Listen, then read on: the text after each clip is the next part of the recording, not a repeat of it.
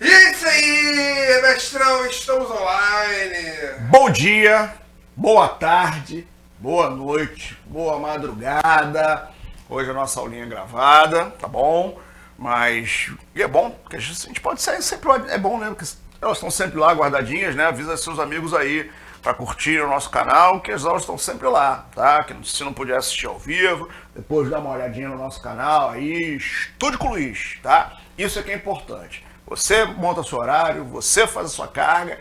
Se for ao vivo, beleza. Se não for ao vivo, pelo menos você não perde a sua aula. E a gente está aqui então para dar continuidade ao nosso papo sobre ordem mundial, tá bom?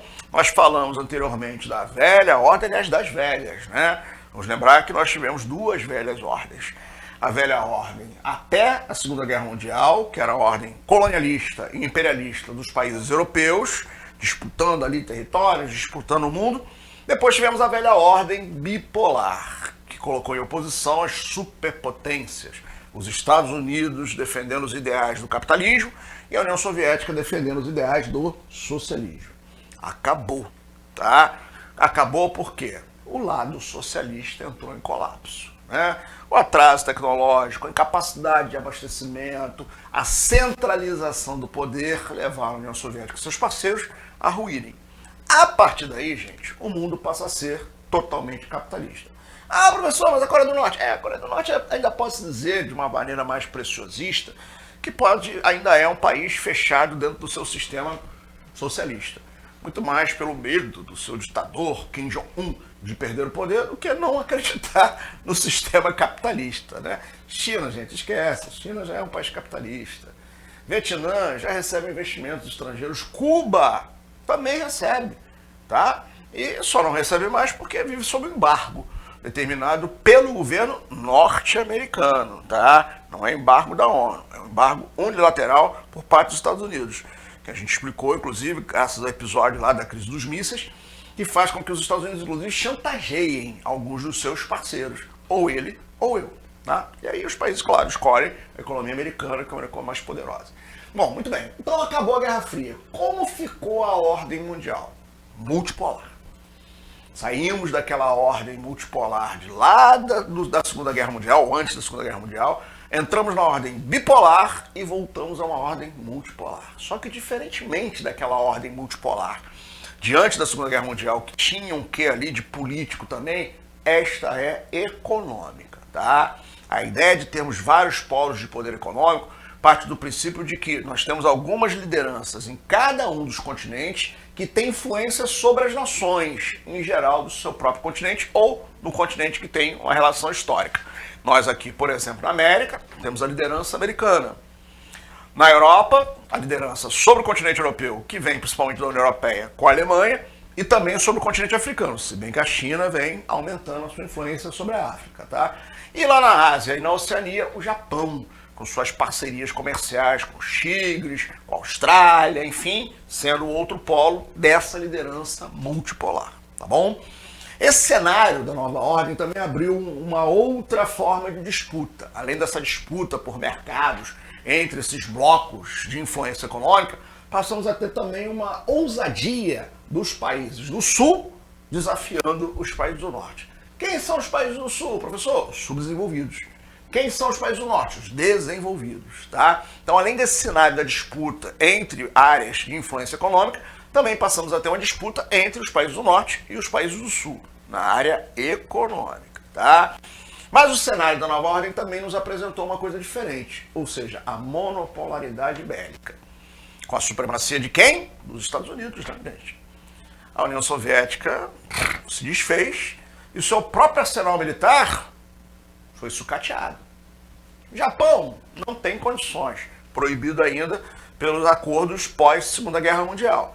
A China vem crescendo e já se apresenta como ameaça, mas naquele momento em que a Guerra Fria acabou, os Estados Unidos era soberano, tá? A grande potência bélica, a grande potência militar do mundo. E por isso nós dizíamos, se na área econômica nós temos múltiplos polos de poder, na área militar apenas um. O polo do domínio total norte-americano, tá bom? Hoje isso está um pouco diferente, né? O cenário atual já mostra que os Estados Unidos não estão tão sozinhos assim. continuam a ser muito poderosos, mas olha ali, ó, a China, país que pouco tinha participação lá no final da Guerra Fria, já é responsável por 14% dos investimentos bélicos no mundo. Assim como a Rússia, que se não tem em quantidade, tem em qualidade, né? Estamos vendo que nessa atual operação militar na Ucrânia, Putin várias vezes tem ameaçado usar todos os seus recursos, o que muitos têm entendido como uso de armas nucleares, né? Já que a Rússia tem mostrado aí que tem um grande arsenal nuclear, apesar de terem feito acordos pós-fim da Guerra Fria de desarmamento, ele retornou e o Trump também retornou a uma política de rearmamento e com o uso de armas nucleares. Então hoje a gente não pode dizer que os Estados Unidos estejam tão sozinhos assim num cenário militar, mas ainda é a grande liderança, tá bom? O mundo da nova ordem, com esse fim do bloco socialista, passou a desenvolver a ideia de que o Estado máximo, o Estado socialista não funcionou e que agora, portanto, todos os países tinham que ter um Estado mínimo, políticas e que o Estado não intervisse, ou seja, as políticas neoliberais. Tá? O surgimento desse modelo neoliberal, além de ter tido influência desse olhar de muita gente de que o socialismo não deu certo, porque tinha um Estado altamente interventor, um Estado que não permitia competitividade, um Estado que era incompetente, inclusive, para modernizar sua capacidade produtiva, também teve o olhar dado por alguns órgãos internacionais. Tá? Em 89, numa reunião realizada em Washington, FMI, Banco Mundial e o Banco Central Americano, chamado FED, Federal Reserve, resolvem que vão fechar a biquinha de empréstimos para os países da América Latina, porque já estavam num nível muito elevado de endividamento. E que a partir dali, esses países tinham que fazer as chamadas políticas de superávit primário ou equilíbrio fiscal. Coisa simples, nem tanto, né? Diminuir seus gastos e, se possível, aumentar a arrecadação. Eles dizem que nunca mandaram ninguém aumentar a arrecadação, ou seja, aumentar impostos, mas cortar gastos sim. E aí os países começaram então a absorver essa cartilha do Estado mínimo, o Estado neoliberal. Então corta fazendo privatizações, corta fazendo desestatizações, corta abrindo o mercado para a entrada de empresas e produtos estrangeiros, porque assim o país vai ficar mais competitivo. O lado que a gente já discutiu, inclusive, quando falou de economia brasileira, do neoliberalismo mais complicado, são os cortes sociais, né, gente? Resolve cortar privatizando, discutível, mas é uma coisa. Resolve cortar na educação, cortar na saúde, as reformas trabalhistas e previdenciárias. Gente, como eu sempre digo, não dá para tratar os desiguais como iguais. Quando você faz reformas tão bruscas assim no Estado, você pode até prejudicar quem está no topo da pirâmide social, mas você prejudica muito quem está na base da pirâmide social. Afinal de contas, seu Estado, qual a escola que vai atender pessoas que não têm condições de pagar? Seu Estado, qual hospital vai atender as pessoas que não têm condições de ter um plano de saúde? Não tem que ser o Estado, não tem jeito. Mas ele vem sendo muito sucateado, tá? E esse é o mundo neoliberal. O Chile foi o laboratório para que essas medidas fossem implantadas, e depois Estados Unidos, de Ronald Reagan, o Reino Unido, de Margaret Thatcher, também absorveram este modelo. E com isso hoje, muita gente ainda acredita que é esse caminho aí, o caminho do modelo neoliberal. Tá? A nova ordem também nos trouxe uma nova fase da globalização, uma globalização mais dinâmica, uma globalização mais tecnológica, em que os meios de comunicação, os meios de transportes, a revolução tecnocientífica deram liberdade às pessoas, às mercadorias, às empresas de circularem ao nível mundial. Isso foi gerando cada vez mais integração entre os vários lugares. Tá? Nós já falamos na nossa linha de globalização que nem sempre os efeitos são positivos. Né? O grande mestre Milton Santos dizia: existe um lado da globalização que se apresenta como uma fábula. O país de Alice, só coisas maravilhosas. Eu posso comprar o que eu quiser. Eu posso falar com quem eu quiser em qualquer lugar do mundo. Maravilha! Mas não esqueça o outro lado que ele dizia. Ela é uma fábrica de perversidades. Onde, por exemplo, os muros estão subindo de novo, com as manifestações de xenofobia, de supremacia branca, racismo, né? Os blocos econômicos fechando o comércio internacional. Então, nem tudo nesse processo aí chamado de globalização, de interdependência, tem só coisas boas, tá? Também existem coisas negativas. É um mundo também de crises mais frequentes. Vamos lembrar? Durante o período antes da Segunda Guerra e também até o final da Guerra Fria, nós tivemos 4 grandes crises globais. A de 29, a crise da depressão, quebra da bolsa, a crise da Segunda Guerra Mundial, que abalou a Europa, também acabou afetando um pouquinho os Estados Unidos, a primeira crise do petróleo em 73 e a segunda crise do petróleo em 79. Gente, desde que a Guerra Fria terminou, nesse mundo da nova ordem, nesse mundo globalizado, estamos nesse momento de operação militar na Ucrânia, da Rússia na Ucrânia, vivendo a 10ª crise do mundo pós-fim da Guerra Fria. Ué, mas por que tantas crises de alcance internacional depois que a Guerra Fria acabou? Porque acabou a divisão, né, gente? Quando acaba essa divisão do mundo bipolar, como nós falamos aqui, todo mundo não passa a absorver a visão que o capitalismo é o melhor sistema, que a economia tem que ser aberta, que tem que abrir para a entrada de produtos importados. Pois é, o mundo fica mais integrado. E ao ficar mais integrado, fica também mais interdependente. E isso vai facilitar tanto a entrada de investimentos, como também a saída, chamado capital volátil. Então, como a gente tem visto muitos países vivendo crises, quando a crise acontece num país, acaba alcançando vários lugares do mundo. Vou te dar um exemplo. 98. Olha ali para o nosso quadrinho. Foi a crise russa. 98, o governo russo disse: devo, não nego, pago quando puder, tá? A Rússia tinha uma dívida de 30 bilhões de dólares a ser cumprida com seus credores, mas na época suas reservas cambiais chegavam no máximo a 15 bilhões. E aí? Como é que eu pago? Não pago. Então a Rússia anunciou que não tinha condições de pagar e renegociou suas dívidas. Dívida de 30.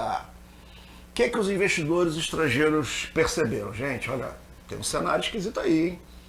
A Rússia não é o único país em situação crítica nesse final de anos 90 que pode eventualmente também propor um calote, ou pelo menos uma suspensão temporária do pagamento dessas dívidas.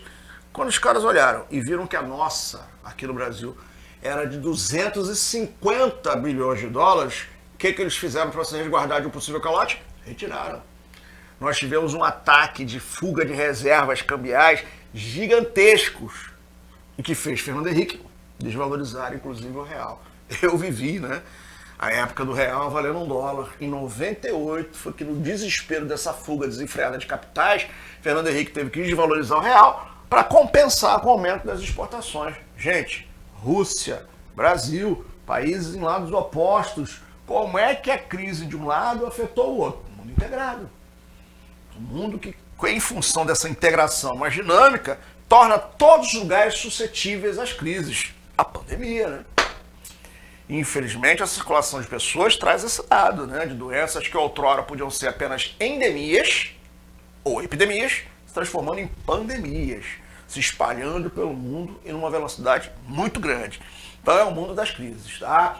94 foi do México, 97 nos tigres asiáticos, 98 da Rússia, 2000 e 2001 Estados Unidos, 2008 novamente Estados Unidos, 2009 Europa, 2020 pandemia e agora, em 2022, a crise gerada pela invasão da Rússia ao território da Ucrânia, tá bom? Então é um mundo mais tenso, um mundo mais instável em relação a essa circulação de capitais. O mundo também da nova ordem mostrou que os Estados Unidos não era um país invulnerável, né? Através dos atentados terroristas de 11 de setembro, o mundo ficou de queixo caído com a ousadia desse senhor chamado Osama Bin Laden de planejar 3 ataques terroristas sobre pontos do território americano. O ataque às Torres Gêmeas, né, o simbolismo do ataque às torres localizadas em Wall Street, em Nova York, sede do poder financeiro imperialista americano. O ataque ao Pentágono, né, sede do poder bélico unipolar americano, e a tentativa de ataque à Casa Branca, que foi frustrada, né? O avião foi derrubado pelos tripulantes, pelos passageiros, na ação heróica das pessoas, que espero que estejam, né, descansando em paz pelo seu ato de heroísmo. E aí começa a neurose, gente. Além dessa preocupação de se outros ataques aconteceriam no território americano, que faz com que os americanos estabeleçam uma estrutura enorme contra o terrorismo, bioterrorismo, etc, etc, começa a se aprofundar nos Estados Unidos e depois se espalha pelo mundo um fenômeno chamado islamofobia, ou diria arabifobia, com as pessoas sempre desconfiando de alguém que tivesse características árabes ou islâmicas, já entendendo essa pessoa como um possível e potencial terrorista. Enfim, lamentavelmente, perseguindo as pessoas, né, determinando proibições às pessoas por uma situação específica deste grupo, que era liderado por Bin Laden, a Al-Qaeda. Outra coisa, os Estados Unidos teve que dar uma resposta, né? Senão a coisa ia parar nisso. Talvez não. E aí solicitou o governo do Afeganistão, liderado na época pela milícia Talibã, que entregasse Osama Bin Laden, que havia assumido os ataques terroristas. O que os talibãs disseram? Não. Ataques terroristas em 11 de setembro. Em outubro, invasão das tropas norte-americanas ao território afegão, que imaginaram que iam conseguir rapidamente capturar Bin Laden. Mas a captura demorou um pouquinho, né? Demorou 11 anos. Bin Laden acabou sendo não só capturado, mas morto no Paquistão, em outro país, tá? Em 2012. O corpo até hoje não foi achado, tá? Mas foi uma tentativa americana de mostrar o que aconteceria com quem ousasse atacar a sociedade americana, desencadeando então toda essa preocupação com o terror ao nível internacional e também ao nível nacional. Então esse também é um outro cenário que o fim da Guerra Fria vai nos trazer, a nova ordem mundial. Também é cenário. Em 2001, um economista de uma investidora chamada Goldman Sachs, um banco de investimentos, chamado Jim O'Neill, justamente no ano dos atentados terroristas, resolve fazer um estudo para ver que economias no mundo ainda conseguiam se salvar dessa crise gerada pelos ataques terroristas. E ele descobre 4 economias que naquele momento ainda se mantinham em situação bastante positiva, interessante. Ele descobre Brasil, ele descobre China, descobre Índia e descobre Rússia. E aí então, inteligentemente, Jim O'Neill pega as iniciais do nome desses países e cria então o anacrônico BRIC. A palavra da língua inglesa significa tijolo. E chama esses países de alicerces, tijolos da economia mundial. Só em 2006 eles sacaram a importância que eles tinham para a economia mundial. E ali então resolveram se unir. O objetivo dos BRICS, em Minas Gerais, é criar uma alternativa de um 4º polo de poder nessa nova ordem mundial. O polo das nações emergentes, que possa dividir a liderança mundial com os outros 3 polos de poder internacional. Tá? Esse processo vem se consolidando, ou vinha, né, até explodir esta atual ação militar da Rússia contra a Ucrânia, com a criação, inclusive, do Banco dos BRICS, em 2014. Um banco de fomento, com o objetivo de fazer parcerias para que um pudesse ajudar o outro num processo de crescimento e aumento dessa influência. Em 2010, a África do Sul foi convidada para ter um representante do continente africano, mas está muito longe do potencial dos outros em relação à capacidade de produção, mercado consumidor, mão de obra, enfim, mas tem aí o grande representante africano e está aí formando os BRICS, os emergentes que querem ser o 4º polo de poder nessa multipolaridade, beleza? Muito importante, gente, muito importante, tá? Esse movimento ocorrido entre os anos 2010 e 2011, ele teve a representatividade, primeiro, de uma coisa inédita no mundo árabe, manifestações populares em prol da democracia. Ele é um movimento que perdura até hoje, com a guerra civil da Síria, que ainda é um desdobramento desse fenômeno que começou lá atrás, e ele foi o fenômeno que mostrou pra gente para que servem as redes sociais. Até então, as pessoas já achavam que rede social era só um ambiente ali de relacionamento, para as pessoas ficarem se vendo, fazendo brincadeirinhas, Orkut, criando comunidades, botando foto bonita, até que veio a Primavera Árabe. Vamos lá, deixa eu organizar. Tudo começa graças a esse jovem aqui, ó, Mohamed Bouaziz, um ambulante que vendia frutas, numa pequena cidade do interior da Tunísia. Esse jovem foi acharcado pela polícia local, que queria a famosa propina, o arrego, para ele continuar trabalhando. E ele disse, não tenho condições. O país vive um desemprego enorme, meu amigo. Eu não estou aqui porque eu estou me divertindo. O presidente, olha lá, tá cheio de grana, acusado de corrupção, há mais de 20 anos no poder. Você vem me acharcar? Porra, não. Ah, é? Então, recolheram as mercadorias de Mohamed Bouazizi. No ato desesperado, o que ele fez foi para frente do órgão onde as mercadorias dele estavam apreendidas, jogou gasolina no corpo e se incendiou. Um ritual de autoimolação. Não morreu na hora, chegou a ser levado ainda vivo para o hospital e passou 5 dias internado.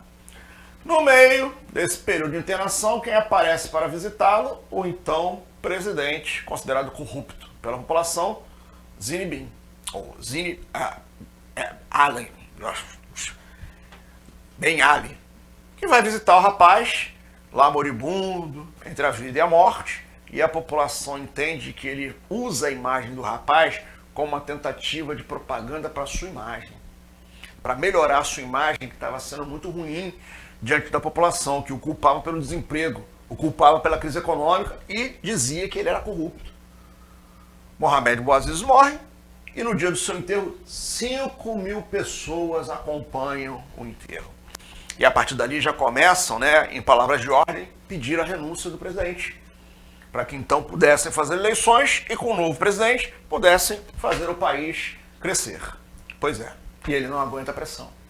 Ele acaba renunciando e foge para a Arábia Saudita, onde vai se refugiar. Beleza, e aí surge o que é chamado de Revolução de Jasmim, que vai então desencadear esse nome chamado Primavera Árabe, o nascimento das flores, né? O movimento se espalha. Chega a Líbia, país ao lado, consegue derrubar um dos maiores fascínoras da política mundial, né? O senhor Muammar al-Gaddafi, que era o mais longevo de todos os ditadores, mais de 42 anos no poder. Só que aí tem um detalhe na Primavera Árabe Líbia. Ele não é derrubado somente pelo povo, tá? Gaddafi era muito violento, era muito cruel, e assim que os manifestos começam, ele manda a sua Guarda Nacional reprimir violentamente a população. A ONU aprova uma intervenção da OTAN. E a OTAN, então, apoia a população na derrubada de Gaddafi. Não podemos esquecer que a Líbia está entre as 6 maiores reservas de petróleo do mundo, tá? Mas vamos lá, vamos fazer de conta que isso não teve nada a ver. Então a OTAN interviu. Não houve um movimento apenas popular, houve também uma interferência internacional. E outro detalhe, Gaddafi não foi preso, Gaddafi não se exilou, Gaddafi foi assassinado.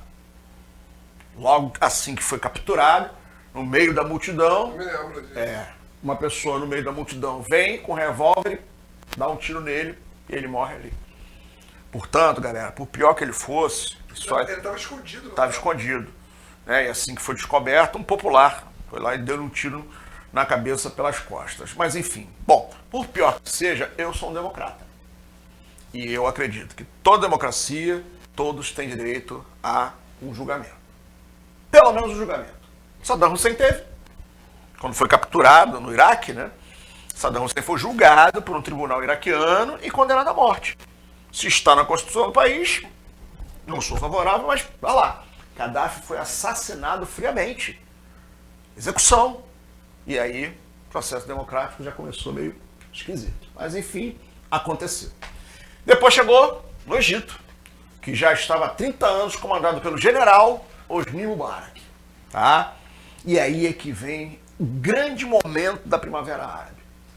A população começa a se reunir nessa praça, Praça Tahrir, na cidade do Cairo, capital do Egito, exigindo a renúncia de Mubarak. O exército mandava em tudo no Egito. Hoje manda de novo, né? E o exército proibiu os meios de comunicação de divulgarem os manifestos, para não ter mais apoio popular. Jornais, revistas, rádios, TVs, ninguém podia divulgar que estavam ocorrendo os manifestos. Só que eles esqueceram esse detalhe. Eles esqueceram das redes sociais. Os jovens continuaram a reunir cada vez mais pessoas usando o Twitter, usando o WhatsApp, usando o Facebook, e a manifestação foi crescendo, ganhando corpo, e Mubarak renunciou. Tá?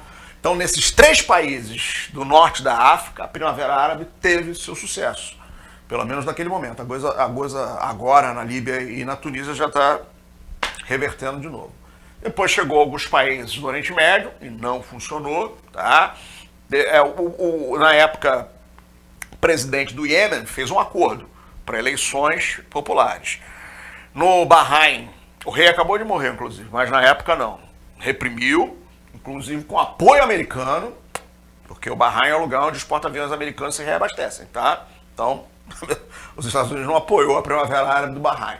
E chegou na Síria, onde um médico oftalmologista chamado Bashar al-Assad sucediu seu pai, Recep al-Assad, desde 2000. O povo foi para as ruas e ele resolveu reprimir. Por que a OTAN não interviu? Assad tem o apoio de 3 nações. Um é o Irã, o outro a China e um tradicional parceiro da Síria chamado Rússia, que desde os tempos do pai dele, como União Soviética, já apoiava este governo. Isso vem impedindo uma ação internacional que derrube Bashar al-Assad. E tudo indica que ele vai sair vitorioso deste conflito. Portanto, a Primavera Árabe provavelmente não vai também ter frutos no território sírio. Bashar deve permanecer no poder com apoio da Rússia, da China e do Irã. Tá bom? Bom, mas aí é que está. Diretor, você que é um cara muito conectado, você sabe que, infelizmente, a partir daí, as redes sociais também começaram a ser usadas para o mal, né? Sim. Nesse episódio, ótimo. Porra, reuniu o povo, inspirou, facilitou o movimento democrático, os protestos populares. Só que a partir daí os caras sacaram o alcance das redes sociais e começaram a usar para destruir reputações, começaram a usar para propagar conhecimentos não científicos, enganando a população, e começaram a usar para manipular eleições, com as próprias fake news e fazendo propagandas direcionadas com base nos tais algoritmos. Pois é. E hoje o que nós vemos no mundo é isso. Vários governantes que praticamente não usaram os meios de comunicação convencionais. Usaram as redes sociais para alcançar as pessoas que queriam. E com as pessoas que queriam, conseguiram chegar ao poder. Então, foi um fenômeno muito importante em termos políticos, mas trouxe esse lado hoje que faz a gente ficar bastante preocupado com a manipulação das redes. Aliás, tem documentários, né? O Dilema das Redes, por exemplo, privacidade hackeada, por exemplo. Só não fica neurótico não, tá? Depois de você assistir esses documentários lá no Netflix, pode ser que você queira saber de todas as suas redes sociais, tá? Porque você vai se sentir literalmente o tempo todo vigiado. Você vai achar até que na hora que você abre o chuveiro tem uma câmera por ali olhando você como se fosse o grande olho, o grande irmão, Big Brother. Pois é. Essa é a ideia. Então, esse foi um fenômeno, portanto, muito importante que essa nova ordem trouxe para nós. Também tivemos o surgimento, aproveitando esse fenômeno aí das redes sociais, a eleição de alguns líderes que se consideram democratas porque foram eleitos e liberais porque defendem a liberdade, os direitos, mas se contradizem com algumas posturas que não são tão democráticas assim. Estamos falando, portanto, do senhor Donald Trump, que já foi demitido. Não era assim que ele falava lá no programa dele? Você está demitido, fazendo aquele biquinho. O presidente do Brasil, Jair Bolsonaro. O atual presidente da Turquia, Recep Erdogan. Esse que acabou de estar terminando seu mandato, Rodrigo Duterte, Filipinas. Aqui, Viktor Orbán, da Hungria. Boris Johnson, Reino Unido. Não precisa de apresentações, Vladimir Putin. Daniel Ortega, da Nicarágua. E Duda. David. Ixi, agora falhou. Andrzej Duda, presidente da Polônia. Galera, na Europa, esses são considerados os 2 maiores conservadores. O da Polônia e o da Hungria, tá? Entre outras coisas, esses senhores conseguiram incluir nas suas constituições conceito de família. O que é conceito de família hoje nesses 2 países, Hungria e Polônia? Homem e mulher. O que significa dizer que relações homoafetivas não são reconhecidas oficialmente. O que impede, por exemplo, casais de mesmo sexo de adotarem, por exemplo, crianças. Isso é liberal? Bom, pense você aí, tá? Esse camarada aqui, Rodrigo Duterte, das Filipinas, ele já chegou a se comparar a Hitler. Dizendo que ele gostaria de fazer com os traficantes o que os nazistas fizeram com os judeus. É, porque a grande política dele é o combate à violência, ao tráfico de drogas, que ele não conseguiu nada, tá? Tá saindo do governo agora, aliás, elegeram nas Filipinas o filho de um ex-ditador, tá aí vendo, né? Então defende política armamentista, mesmo sendo liberal, política de extermínio.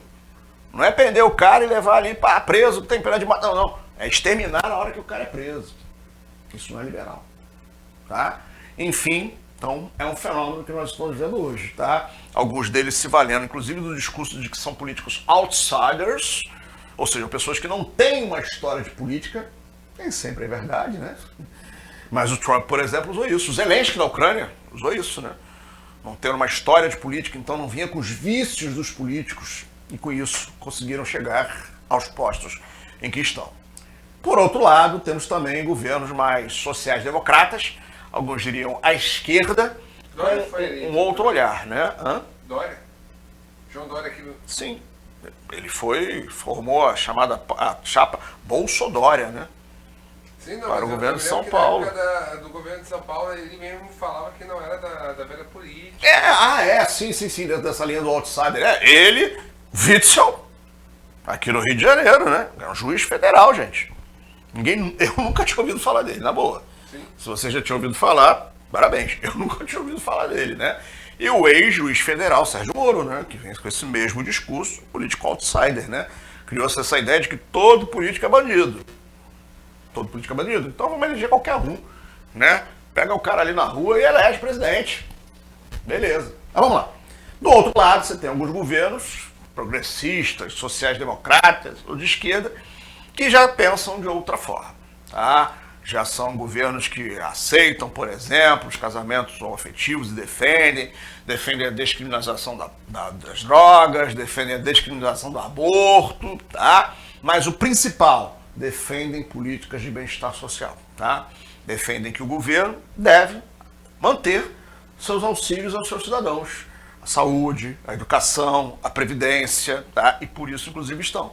Temos aqui, por exemplo, o primeiro-ministro de Portugal, Antônio Costa. Aquela galera que fala assim, eu não vou viver no Brasil, se o Brasil virar um país socialista, eu vou morar em Portugal. Amiguinho, Portugal hoje tem governo socialista, tá? Não tô defendendo não, tá? Só tô te avisando, beleza? E o Chile, né?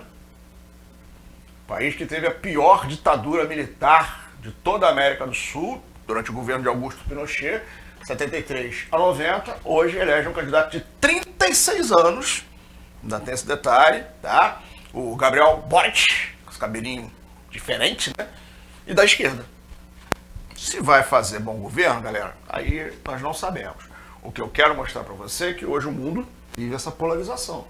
De um lado você tem governos bem à direita, com pautas discutíveis, principalmente para quem pensa em direitos humanos, e do outro lado governos que, na visão de pessoas mais conservadoras, são liberais demais, principalmente no que diz respeito à questão do aborto, descriminalização das drogas. Então é a polarização que nós vivemos hoje nesse cenário da nova ordem mundial. Galera que pensou que com o final da Guerra Fria... Eu tô rindo de nervoso, tá, galera? Tinha acabado a ameaça de uma guerra nuclear. Gente, na verdade ela nunca acabou, tá? Não acabou porque além da Índia e do Paquistão, que são potências nucleares e mantêm oficialmente a guerra que tem na disputa pelaquela regiãozinha ali, ó, chamada Caxemir, tá? Nós tivemos a ressuscitação do programa nuclear iraniano, graças à figura desse presidente, ex-presidente do Irã, Mahmoud Ahmadinejad, tá? O Irã já tinha um programa nuclear que vinha dos anos 50, quando ele era governado pelo rei, ou Shah Reza Pahlavi, que era americano. Esse era influente. Caraca. Esse fez um estrago danado, um movimento enorme no Oriente Médio, né? Quando a Revolução Islâmica no Irã veio em 78, o programa nuclear foi suspenso, porque tinha o apoio dos Estados Unidos e Khomeini, o líder religioso que liderou a Revolução, não se alinhou nem aos Estados Unidos e nem à União Soviética. Então não tinha como financiar esse programa nuclear. Em 2005, quando esse cidadão foi reeleito, ele resolveu então ressuscitar o programa nuclear iraniano, dizendo que vinha para produzir energia elétrica. Só que Mahmoud Ahmadinejad era um notório antissemita. Um cara que dizia que, por exemplo, o Holocausto nunca existiu, foi uma invenção dos judeus para comover o mundo e justificar a ocupação da Palestina. Louco, né? E que outra coisa, a melhor coisa para o mundo seria varrer Israel do mapa. Gente, se o cara fala uma coisa dessa, você vai acreditar que ele está fazendo um programa nuclear para fins pacíficos? De jeito nenhum. Ainda mais sabendo que Israel é uma potência nuclear. Na verdade, era a ideia de desenvolver um programa secretamente para gerar o tal do equilíbrio de forças. Já que Israel tem, eu vou ter também. Com isso, o Irã passou a sofrer sanções internacionais, até que ele então perdeu a eleição e o Irã então fez um acordo internacional para permitir que seus laboratórios, que suas áreas nucleares fossem fiscalizadas e monitoradas pelos países europeus. Só que Trump saiu do acordo, alegando que o governo iraniano não estaria parando de desenvolver armas nucleares, estaria fazendo isso secretamente. E aí o Irã voltou à carga de ameaçar de novo ao mundo. E esse cara aqui, né, gente? Esse é doido, né? O ditador da Coreia do Norte, acho que é o senhor Kim Jong-un, que tem um enorme apego ao poder. Tanto que ele fez força para chegar ao poder, né? Ele não era o real sucessor do pai dele, Kim Jong-il. Ele matou o irmão para poder chegar ao poder. Tem um documentário pra galera que gosta chamado Assassinas, no Netflix, que conta a trama cinematográfica armada pelo serviço secreto norte-coreano para assassinar o irmão mais velho dele. Sério? E ele, com isso, poder ser escolhido pelo pai como sucessor. Era irmão só por parte de pai, tá? E o irmão, inclusive, já estava refugiado. Mas havia o risco do irmão querer voltar e reivindicar a liderança que ele eliminou. Pois é, depois da invasão americana e seus aliados ao Iraque, ele resolveu se resguardar. Como ele não quer cair do poder, anunciou que ele está desenvolvendo armas nucleares. Tá? E volta e meia faz aí propaganda, exercícios para mostrar seus mísseis de longo alcance, que dizem que não tem longo alcance nenhum. Que não vai conseguir chegar ao outro lado do Pacífico, que seria atingir o território americano. Mas, gente, olha a posição da Coreia do Norte. Vermelhinho ali, ó. Se ele jogar a bomba para cima e, consequentemente, ela cair no próprio território dele, ele não só se elimina, como ele vai fazer estrago na Coreia do Sul, no Japão, na China e na Rússia. Então é uma posição muito complicada que, por isso, tira a paz da humanidade. Tá? Bom, é o mundo da pandemia, da Covid-19, nós já sabemos os efeitos, o Brasil perdeu mais de 600 mil pessoas, né? Devido ao atraso aí em se entender que vacinação era a solução. E tivemos a campanha recente da invasão ou ação militar especial da Rússia sobre a Ucrânia, com o objetivo de ocupar as áreas a leste e proibir a Ucrânia de aderir à OTAN e à União Europeia. Tá bom? Então é um mundo tranquilo que a gente está vivendo, galera. Tá não. Infelizmente eu tenho que dar essa notícia. Tá nada tranquilo. As coisas, na verdade, nunca estiveram tranquilas, né? Elas só ganham novos cenários, novas maneiras de criar tensão. Até porque às vezes as tensões ajudam, principalmente quem tem uma boa indústria bélica, que sempre ganha com essas tensões internacionais. Tá legal? Bom, vamos lá. Vamos fazer a nossa primeira questãozinha de hoje, tá? Bom, diz assim: criado em resposta às crises econômicas no final da década de 90, o G20, nós falamos G20, reflete o contexto de, letra A, unilateralidade da antiga ordem mundial, marcada pela supremacia britânica no Conselho de Segurança das Nações Unidas? Não, gente. A unilateralidade, na verdade, não existia, né? Tinha uma multipolaridade lá antes do fim da Segunda Guerra. E hoje, no Conselho de Segurança, os britânicos não são a liderança, né? Se era para ter uma liderança ali, Estados Unidos, por exemplo, China, talvez, mas na verdade os poderes ali são equilibrados entre as 5 nações permanentes. Letra B, bipolaridade da antiga ordem mundial, caracterizada pela estabilidade financeira dos países envolvidos e subdesenvolvidos. Primeiro, não tem mais a bipolaridade, né? que era a disputa União Soviética e Estados Unidos, capitalismo, socialismo. E segundo, gente, que estabilidade é essa? 10 crises depois de 90. Como é que a gente tem estabilidade? Pelo contrário, globalização trouxe instabilidade. Letra C, multipolaridade da antiga ordem mundial, marcada pelo fortalecimento da cooperação entre blocos econômicos. Os blocos têm uma relação de cooperação. Letra D, multipolaridade da nova ordem mundial, caracterizada pela diversidade de interesses das economias industrializadas e as emergentes. No caso, os BRICS. Essa é boa. Então é a nossa resposta. Bipolaridade não, unipolaridade é militar e a multipolaridade antiga é nos países europeus. Tá bom? Mais uma questãozinha para a gente fechar nossa aula de hoje. A imigração de muçulmanos para diferentes países do mundo tem gerado um fenômeno conhecido como islamofobia. Ou seja, sentimento de aversão aos fiéis ao islamismo. Esse sentimento de aversão é legitimado. Letra A. Pelas resoluções da ONU que oneram os países responsáveis pela ajuda humanitária. Não tem nada a ver com ONU. São manifestações de xenofobia que partiram, lembra disso, daquela neurose dos atentados terroristas de 11 de setembro de 2001 nos Estados Unidos. Letra B. Pela velha ordem mundial, cuja origem se relaciona à Guerra Fria. Não vem da Guerra Fria. Letra C. Pela guerra ao terror, cuja origem remete à doutrina Bush. O que é a doutrina Bush? Eu não falei sobre isso. Então vamos falar. Doutrina Bush é chamada guerra preventiva. A estratégia criada pelo presidente americano que viveu os atentados terroristas, George Walker Bush, que passou a entender que a melhor defesa contra o terrorismo era o ataque.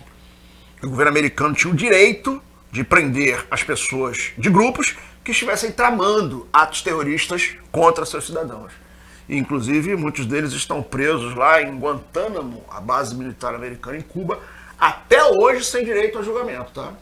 E, segundo denúncias, sendo torturados.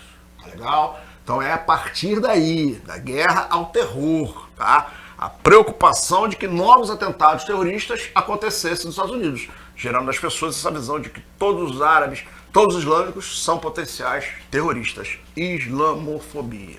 Beleza? Então é a nossa resposta, gabarito letra C. Gente, de novo, boa noite, bom dia, boa tarde, boa madrugada. Estude e continue acompanhando a gente. Divulga pra geral. Tchau, beijos.